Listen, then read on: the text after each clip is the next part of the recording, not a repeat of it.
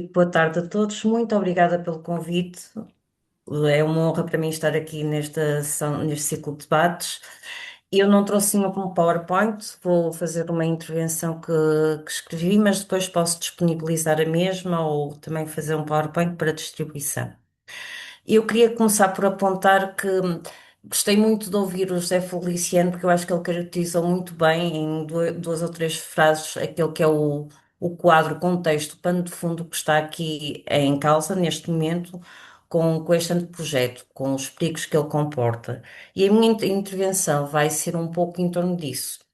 O que é a liberdade sindical e o que é que está aqui em causa agora com este projeto, em que medida é que este projeto vem restringir os recursos do poder sindical para atuar em prol dos trabalhadores, para negociar, para mobilizar. Portanto, para os trabalhadores se juntarem a organizações que estão a defender os seus interesses e para avançarem na sua situação socioeconómica.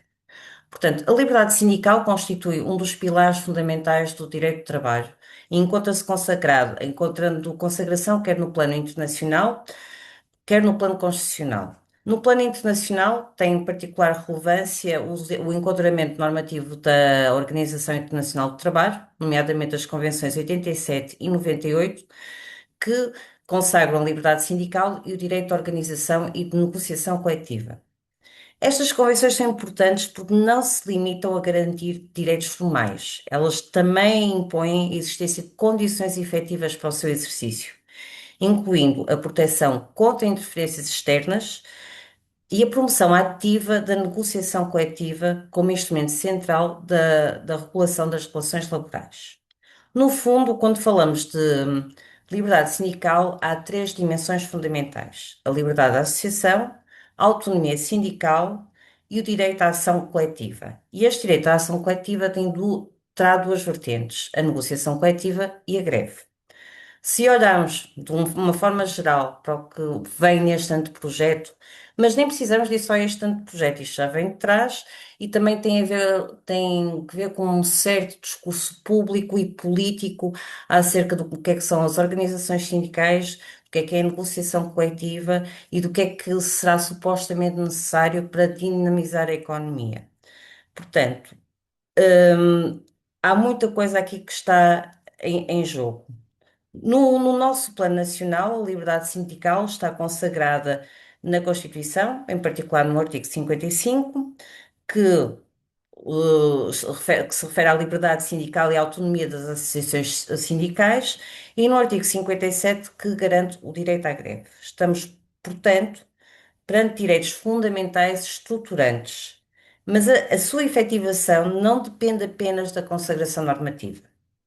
O que é que eu quero dizer com isto? É que as condições institucionais, portanto, concretas, económicas e organizacionais em que estes direitos são exercidos são extremamente importantes. Portanto, é isto que vai tornar a coisa tangível na prática. Portanto, a liberdade sindical não é apenas um conjunto de direitos inscritos na lei, dependendo de relações de poder concretas para a sua efetivação. No contexto desta reforma laboral em concreto, falar de liberdade sindical é particularmente oportuno. Muitas das alterações propostas reconfiguram o quadro institucional normativo, no qual se exercem os direitos coletivos dos trabalhadores de forma substancial. As mudanças nas regras da contratação, a organização de trabalho e negociação coletiva contidas no anteprojeto e que não foram substancialmente alteradas nesta versão que circula de 17 de abril da Comissão Permanente de Concertação Social, têm implicações diretas sobre as condições de exercício da liberdade sindical e não apenas na sua dimensão formal, mas sobretudo na sua efetivação na prática e a vários níveis. A capacidade de organização e representação coletiva dos trabalhadores enfrenta atualmente um conjunto de desafios estruturais que resultam de transformações profundas no mercado de trabalho. A crescente precarização e individualização das relações laborais, a plataformização do trabalho com, com a expansão das plataformas digitais e dos trabalhadores por apps, a dispersão e isolamento dos trabalhadores, entre outras coisas, enfraquecem a construção de identidades coletivas e a capacidade de mobilização. Acrescem constrangimentos institucionais e pressões decorrentes da globalização e das mudanças tecnológicas que reduzem o poder negocial dos trabalhadores e dificultam a ação coletiva. Neste contexto, a organização sindical e a representação coletiva têm cada vez mais desafios acrescidos à sua frente. Nesse sentido, esta reforma não é de todo neutra, ainda que assim a apresentem, como sendo uma oportunidade que não se pode perder, um comboio que parece que está a passar e que nós temos que o agarrar. Porquê? Porque ela vem consolidar, é um caminho que já se vem fazendo desde 2003, e legitimar mecanismos de flexibilidade que fragilizam os trabalhadores e exacerbam as assimetrias do mercado de trabalho, contribuem para a erosão do poder negocial destes trabalhadores, retiram-nos cada vez mais margem de manobra. No entanto, são apresentadas como uma suposta modernização do mercado de trabalho, como uma oportunidade de ganhar mais. Vá-se lá saber como. Vamos fazer a conta, por exemplo, ao famoso banco de horas individual, que dá quase um mês de trabalho de graça aos patrões. Mas isso são outros 500. Mas continuando. Portanto, esta reforma é apresentada como um passo inevitável no caminho da modernização do país, sob pena de Portugal perder o comboio, uma oportunidade que não pode ser perdida. No entanto, o que este anteprojeto é, se o analisarmos ao pormenor, é uma ruptura com um direito de trabalho concebido para reequilibrar uma relação que se sabe ser desigual e em que o trabalhador é a parte mais fraca.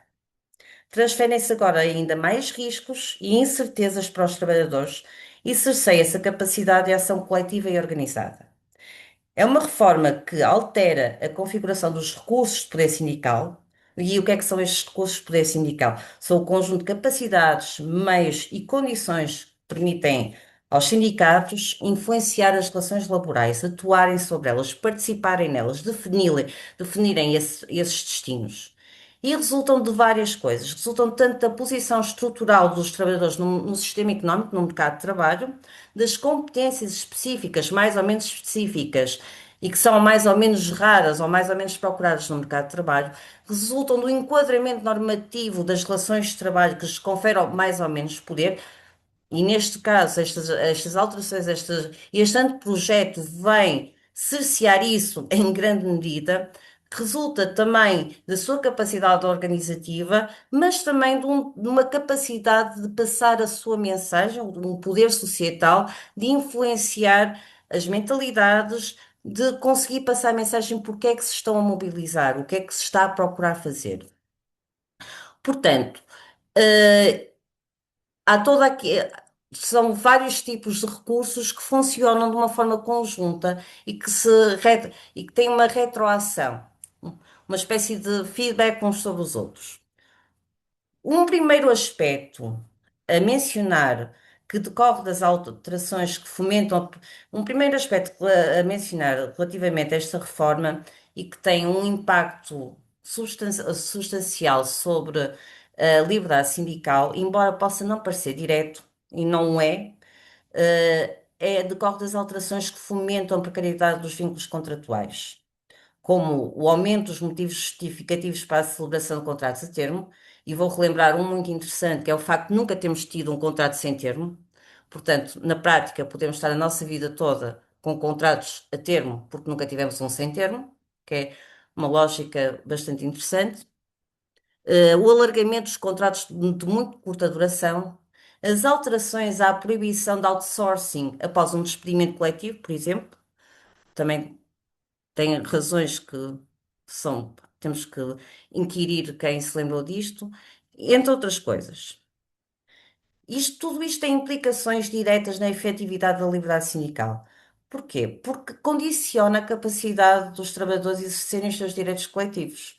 A instabilidade associada aos contratos a termo, ou aos contratos de muito pouca duração, ao trabalho temporário, ou a formas de falso trabalho independente, aumentam a dependência económica dos trabalhadores e o risco de retaliação. Os trabalhadores têm medo, os trabalhadores pensam duas vezes antes de sindicalizarem.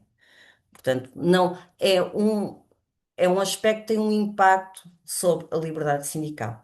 As pessoas não emitem as opiniões da mesma forma, as pessoas não fazem greve com a mesma leveza, entre aspas. Há todo aqui um efeito conjunto. Desencorajam A sindicalização, porque o ambiente não é propício a tal, e a participação em ações coletivas. Paralelamente, a elevada rotatividade e fragmentação dos vínculos laborais dificultam a construção de identidades coletivas e a continuidade da ação sindical. Locais de trabalho têm uma alta rotatividade, é muito mais complicado fazer trabalho sindical. As pessoas não estão tão disponíveis, as pessoas não têm laço entre elas, os dirigentes que lá vão também não conhecem as pessoas e deixa de haver esse laço, essa permanência que facilita um trabalho com cabeça, tronco e membros, com alguma continuidade. Neste contexto, a liberdade sindical tende a assumir uma dimensão predominantemente formal. Portanto, ela existe lá na lei, ela está consagrada, mas ela não se efetiva, porque não existem condições para isso. Ela pode existir no plano jurídico, mas a sua concretização prática é altamente limitada.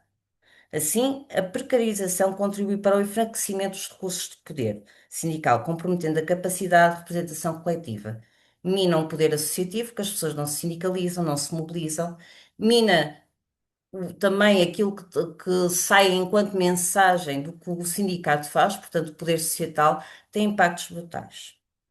No plano da negociação coletiva, as propostas como a que coloca na esfera da entidade patronal o direito de escolha da convenção aplicável subverte o direito da contratação coletiva e pode influenciar negativamente a sindicalização.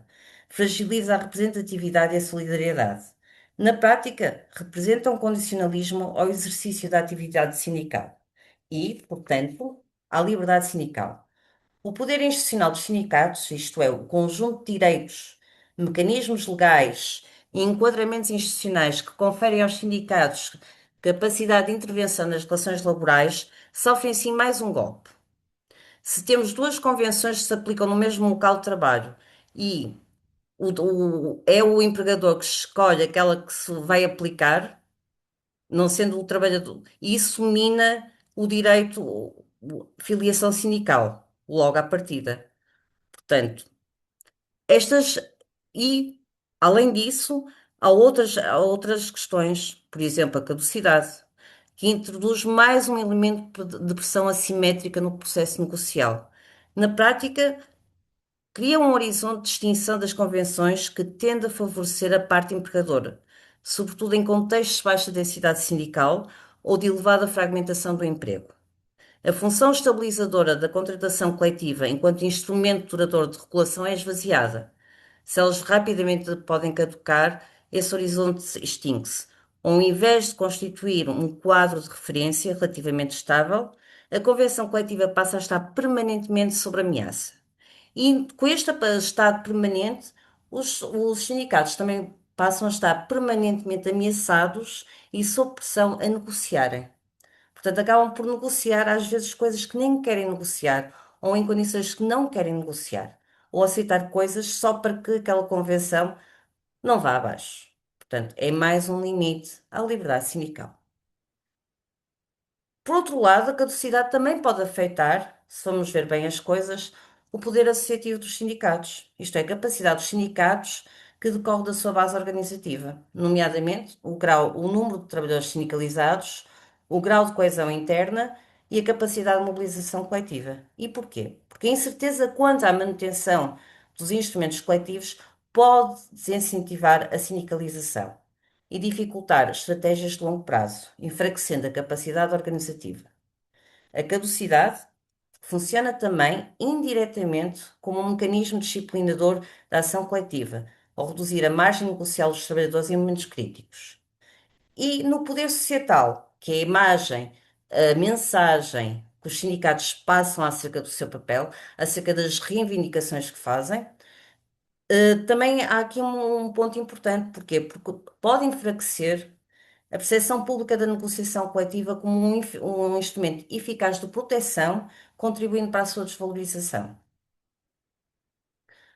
Por outro lado, também não pode deixar de ser mencionada a possibilidade de modificação da convenção coletiva, no todo ou em parte, por motivo de crise empresarial, com a redução das condições de trabalho. Isto é outra das novidades que este ano projeto traz. Sem grandes justificações, pode-se alterar tudo o que está. que foi acordado numa situação destas. No que diretamente diz respeito à liberdade sindical, esta é particular e diretamente visada pelo projeto, o anteprojeto, tornando ainda mais difíceis as condições que já não eram nada fáceis. Mas vejamos porquê. Desde logo, a proposta de revogação do número 2 do artigo 460, que estende os direitos gerais de reunião, instalações, a fixação e informação em empresas onde não existam trabalhadores filiados. Portanto, isto existia antes e é revogado no anteprojeto e a versão de 17 de abril da concertação, da Comissão Permanente de Concertação Social não repôs. Portanto, na prática, se não existirem trabalhadores sindicalizados, os sindicatos não podem entrar numa empresa. Não é que isso não acontecesse já antes. Até em empresas em que existem trabalhadores sindicalizados. As condições nunca foram fáceis, mas agora abre-se mais uma porta para endurecer estas condições. Apesar de algumas exceções, porque há algumas exceções neste anteprojeto, o poder associativo é assim duramente limitado. Como eu dizia, isto não é uma novidade, porque mesmo sob o enquadramento vigente, sabemos bem que não raras vezes grandes multinacionais ou outras empresas não se coíbem de atitudes antissindicais e dificultarem o livre exercício de reunião. Também o fazer depender da boa vontade do empregador a fixação de informação em empresas onde não existem trabalhadores sindicalizados é um problema. É mais um obstáculo à sindicalização, porque se não se pode fixar informação, como é que se vai informar estes trabalhadores? Como é que se vai tentar sindicalizá-los? É bastante complicado. Por outro lado, e aqui se calhar é uma das alterações mais críticas, são as alterações ao artigo 537, a obrigação de prestação de serviços durante a greve, que têm suscitado bastante polémica ao alargar o elenco de atividades consideradas essenciais. Vejamos, na prática, em atividades consideradas como de necessidade social impertrível, a prestação de serviços mínimos passa a ser sempre devida, independentemente da necessidade concreta. É proposto o alargamento da lista de atividades socialmente impreteríveis, portanto, passam a abranger abastecimento de água, águas e serviços, já estava, serviços de cuidado de crianças e idosos, doentes e deficientes, serviços de segurança privada de bens ou equipamentos essenciais. O direito à greve é assim limitado em setores alargados, os serviços mínimos passam a ser máximos, deixando de ser definidos com base numa necessidade concreta. Estes condicionalismos refletem-se negativamente sobre o poder sindical, reduzem a capacidade de interrupção da atividade, que julgamos todos, penso eu, ser o objetivo da greve. Pronto. Bem como a necessidade de os sindicatos exercerem pressão para a prossecução dos seus objetivos, porque a greve acaba por ser a continuação da negociação por outros meios. É uma que se utiliza para exercer pressão e aqui perde-se um pouco da capacidade negocial por outros meios. Importa também aqui mencionar a questão do discurso público e político em torno do direito à greve e da ação sindical, o pendor, o mais das vezes negativo, que tem um peso simbólico sobre a forma como estes direitos são exercidos, como é que a sociedade os vê e que procura a deslegitimização e retrata os sindicatos e a sua ação como obstáculos ao progresso. E aqui não resisto em citar uma coisa que me apareceu há um bocadinho no meu ecrã, que eu achei maravilhoso. Pá, deixem-me só procurar, porque é uma pérola exatamente, do líder parlamentar do PST, Hugo Soares, que disse há uns poucos minutos: anoto e o país deve anotar que a greve que está a ser convocada, que a greve está a ser convocada, falando agora da possível greve geral, para a véspera de um feriado a meio da semana. Portanto, pensem bem o que é que se quer dizer com isto e a deslegitimação, o apocamento da iniciativa, do exercício legítimo do direito à greve. O comentar quando é que a greve é marcada, em que dia da semana, se é véspera de feriado ou não. Isto agora é prática corrente. Relembro também que quando foi a última greve geral, que houve comentários do género, a maior parte dos trabalhadores, a maior parte do país está a trabalhar e coisas. Isto é a deslegitimação através do discurso público e mediático do exercício do direito à greve. Portanto, tentar apoucar o que é o exercício, do direito à greve, dos direitos dos trabalhadores, da liberdade sindical. E eu não sei em quantos minutos já vou. Não estou a ouvi-la. 20 minutos. 20 Pronto, minutos. então fico por aqui.